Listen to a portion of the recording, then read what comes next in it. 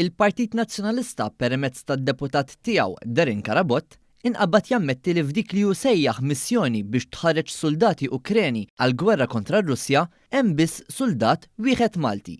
Iżda fil-fatt li r-rwol ta' dan hu strettament fuq għajnuna umanitarja.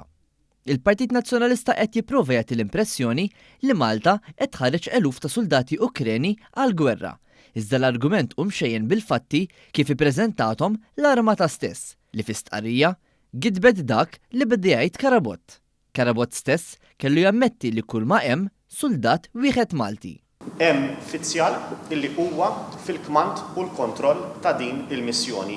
Karabot beda b'dikjarazzjoni it-tnejn filgħaxija li Malta għandha soldati tagħha jħarġu l-Ukreni għall-gwerra. Pronta kienet it-tweġiba tal-armata li gidbet dak li qal u stqarret li rapporti li hemm xi soldati Maltin jieħdu sem f'ħidma militari huma għal kollox skorretti. Kontra dak ir-rapportat jrid tkun iċċarat li m'hemm l-ebda soldati Maltin jagħtu taħriġ lil soldati fl-Ukrajna. Qalet dan l-armata li spjegat kif hemm soldat Malti wieħed stazzjonat l-Ingilterra u mhux l-Ukrajna u x-xogħol tiegħu hu biss amministrattiv fejn jiffaċilita l-komunikazzjoni bejn ir-Renju Unit u l-Unjoni Ewropea. Intqal li l-għajnuna li Malta tat lill-Ukrajna kien biss dak marbut mal-qasam umanitarju, hekk kif kien imħabbar u dan b'rispett lejn il-ħarsien tan-newtralità ta' pajjiżna.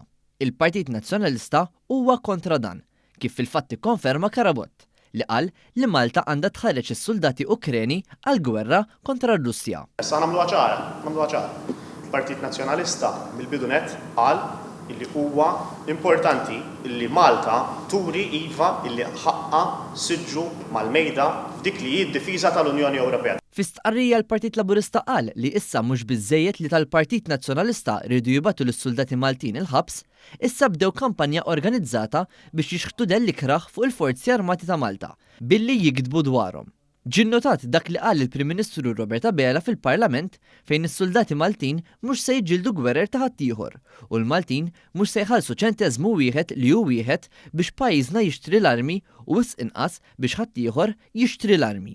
The officer is acting as a liaison officer between the UK who is running the training and the EU. Basically it is an administrative job. We are not involved in training. Jiġifieri we are not involved in training. Però ħawwiġbu b'mod iktar wiesa sa.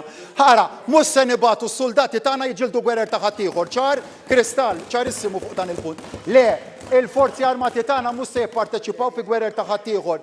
Dik inizjattiva li tista' ssir minn ħaddieħor aħna mhux se nipparteċipaw, il-soldati tagħna se jibqgħu magħna biex jagħmlu x-xogħol illi huwa meħtieġ hawnhekk fuq l-ibqa tagħna mhux se jkun qed isir xogħol ieħor minnhom.